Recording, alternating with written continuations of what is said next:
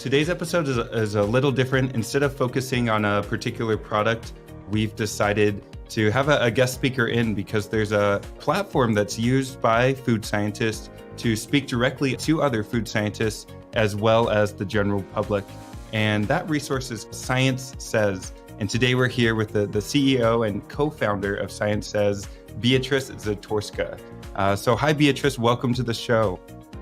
Thank you, Zachary, for inviting me. I'm delighted. Yeah, you're welcome. We're glad to have you here. Where are you joining us from today? I am in Oxford, in beautiful England, in the hometown of Harry Potter and AstraZeneca vaccination, and as well the wonderful university.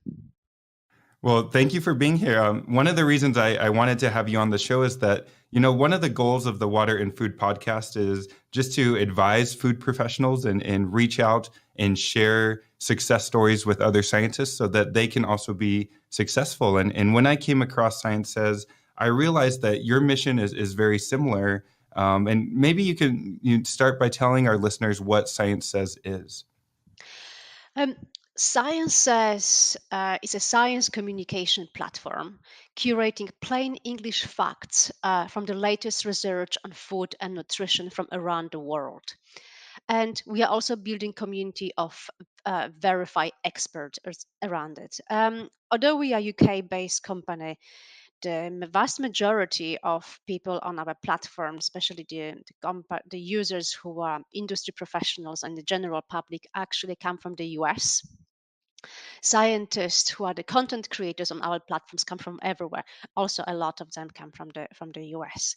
Although UK and US, we do share a lot, and I think both countries lead quite a lot in terms of the open research and sharing knowledge. Um, we are very, very passionate at Science Says about unleashing science and provide reliable, evidence based facts with industry professional and the general public. Like I said, scientists are the content creators, sharing facts in plain English, easy to understand, and fun formats known to everyone from other social media platforms like blogs, videos, podcasts, bite-sized posts, and similar. Um, People can also ask questions directly to our experts via direct messaging, live Q and A's, or on forums, and um, and we fairly reward scientists for their work because 80% of all revenues we generate go directly to scientists. And how did you cultivate this passion for science communication? Is this something that you've always been passionate about, or did something specific happen? Why is this your target or your goal to be able to share scientific information in this way? I think both. I've been management consultant, commercializing scientific research predominantly for about 20 years. And I truly work around the world, from in Asia, United States a lot, and everywhere in Europe, Africa, and so on. And I've seen over and over, no matter where you are in the world, how much waste there is in academia, how much scientific research is being waste. Because I work on the industry side, we struggle so much find the right, real answers to real world problems. Less than 2% of current technologies in the world comes from scientific research. I mean, that's just crazy. That's ridiculous. Of course, Mm-hmm. loads of it cannot be commercialized yet, but 2%, that's so little. And I've seen over and over so much of the research papers, which we have 165 million right now, is just eating the dust. And about Mm-hmm. 3 years ago, I was on a long, long project for many months in California, working with a big microelectronic company. And we really, for about 8 months, stuck on a problem. And finally, I got in touch with a scientist I worked a few years before that, who was in Russia. He was 80 years old Russian scientist.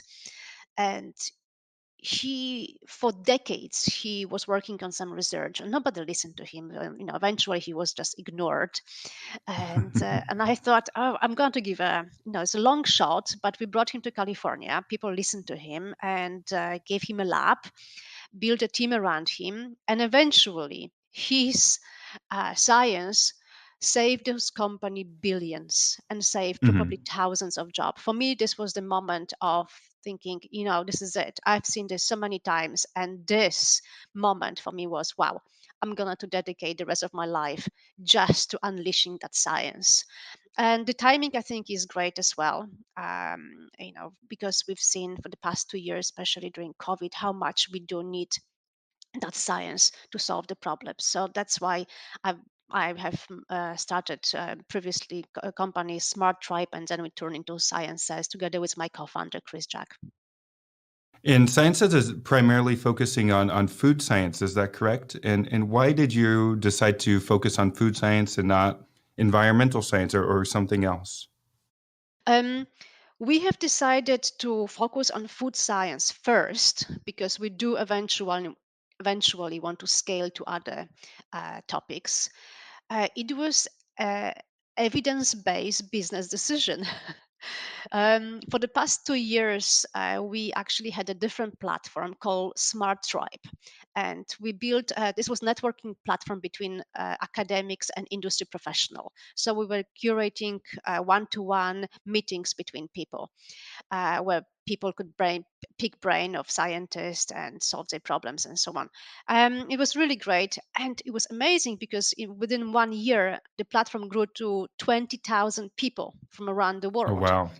and 50% were scientists, 50% were industry professionals. And each time we outreach, especially to industry, and we said, hey, do you want to talk to scientists? And every single person say, yeah, of course I want. Who wouldn't?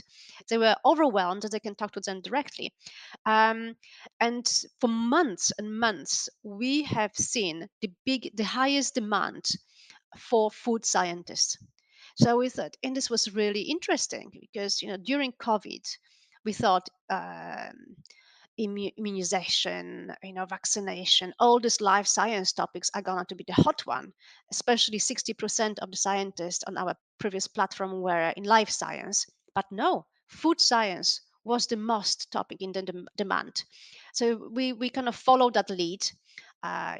Numbers speak for itself. There is massive demand for food science, for the evidence coming from food science, and we realize how complex it is, how the topic it is.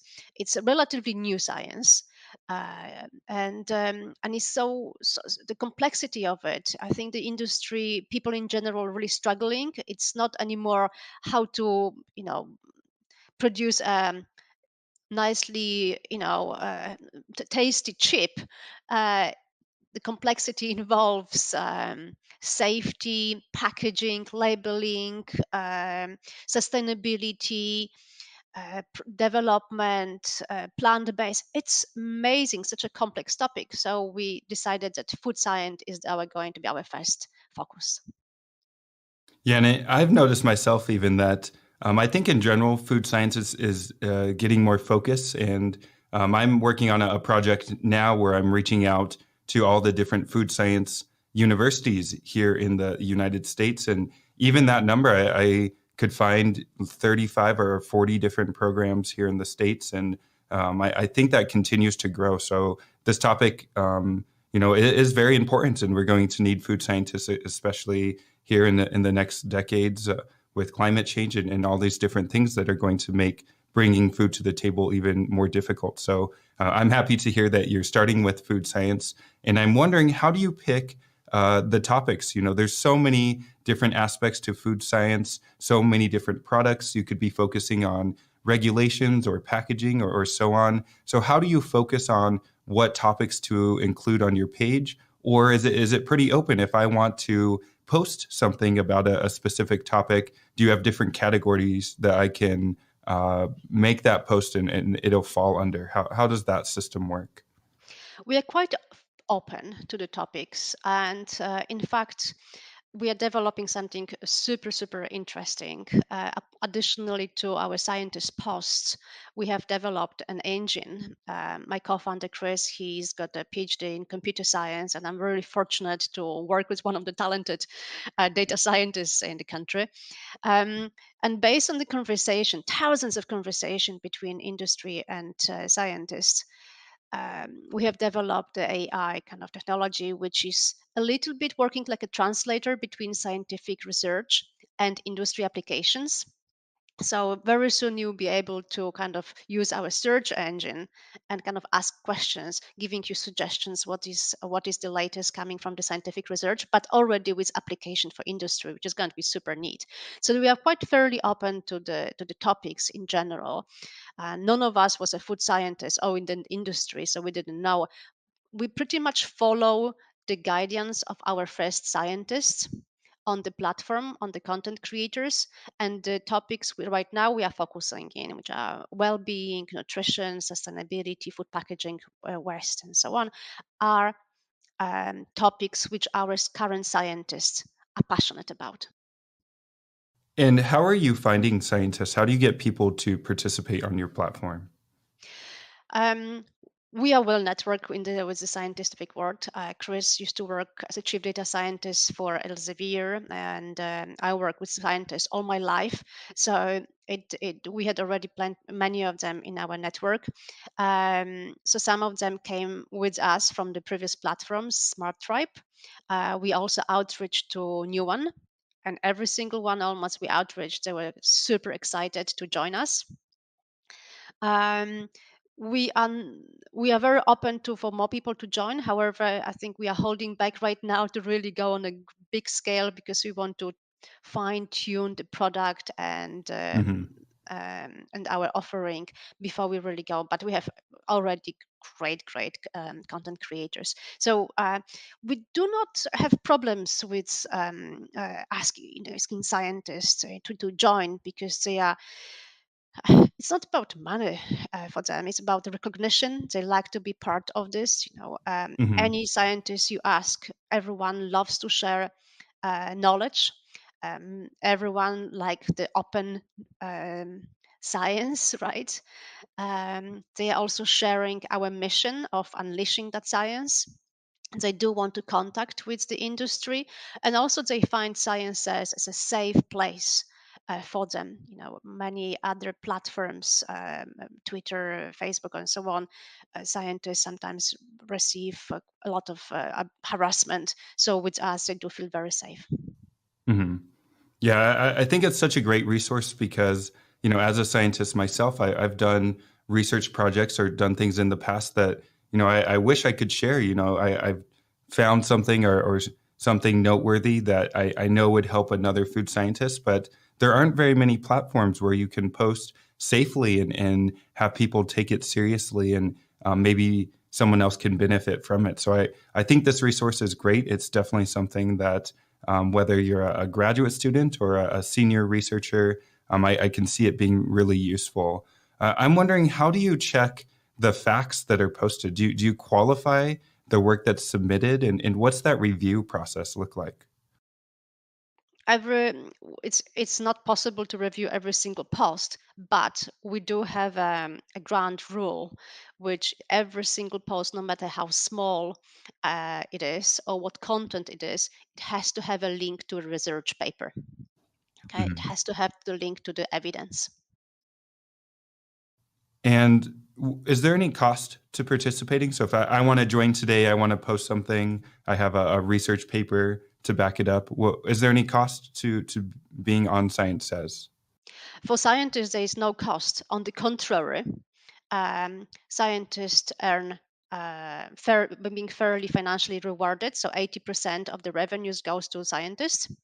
Um, uh, we do encourage industry professionals and general public to pay small fees for access to the platform. But for scientists, on the contrary, they are getting paid, which is probably quite unusual in the world of the science publishing in general and science communication, where science you do not ever being paid. It's but like I said, it's not about the payment itself. It's just the fact that Right. that this is fair and they are being rewarded. Hmm. I think it's really speak to them. And And also, besides science, sorry, oh, it go just ahead. Go ahead. and also, additionally to being rewarded, we build community of those experts. So we Hmm. just don't leave them Hmm. just like that. Some of them already great science communicators, and they have many followers on Twitter or Instagram, but some of them are not. And for them, it's something new, and they feel amazing and overwhelmed that Hmm. they have their own space somewhere where they can communicate in a fun way with everybody else they are working on, but also what they are doing. We often say to our content creators, don't treat this as extra work. Loads of every researcher is doing background research. So just get into habit of whatever you store on your computer. Just put very quickly on Science Says. Share your thoughts. Hmm. We always, when you read research paper, you have something to think about. You talk to your colleagues, you talk to even family. So just put it down in on the Science Says. Share with everybody else. Um, and we create a community around our scientists and support them, kind of even protect them, making sure Hmm. they are always well treated on the platform, giving them a lot of advice and support, marketing advice and support. We doing promotions, giving them advice how to write in a understandable way, giving us in general advice also how to speak to industry people and so on. So they kind of become a kind of not a strangers but almost a friends. Yeah, you're definitely building a community, and I think there's so many advantages to that. For example, I was looking at Science Says, and you have everything laid out by topic. And so, if I need to connect with a scientist working on a shelf life study, or a scientist who knows all about jerky, or a specific product or process, it makes it really easy for me to find somebody and then network and see the type of research they've done, and then reach out to them and learn something new myself. So I do think this is a powerful network. And again, this is a big reason for having you on the show. That's something that we are trying to accomplish with water and food, is just helping to build a community, and helping it make it easier for scientists to learn something new, and maybe connect with somebody who can help them solve a problem that they're working on. What is next for Science Says? It sounds like you're just trying to kind of work everything out now, but before getting even larger. But what's that plan look like, and what's your next step going into the next year? um, Next year it's going to be all about food science. I don't think we're gonna to scale it to other topics yet, maybe a little bit to life science, but food science we will stay definitely in our focus. We will probably dive in even more. um, we are working on just making this platform better, easier to use. Right now, we are gonna to implement our search engine. We are working on this behind the scene. It's not there yet, but we would like to add to it. Another powerful tool which we want to add, and this is prompt by our users, by both industry people, that 90% of them told us they do want to speak to each other, which is very interesting. So we're gonna to add the functionalities where you have research posts and people can actually comment on it and see other people commenting. That's I find this super powerful. I've seen in industry so many times reinventing the wheel. So much money is being spent on R&D in companies, and they are doing Hmm. this. They are solving pretty much the same problems over and over again. And here they can actually see if somebody was working on this with also just we see what is really trending really in food science, because people are asking the similar questions, or we can see what are the most common questions being asked to our scientists. So Hmm. the fact, I can see more and more the power of our platform, giving the truly reliable source of information.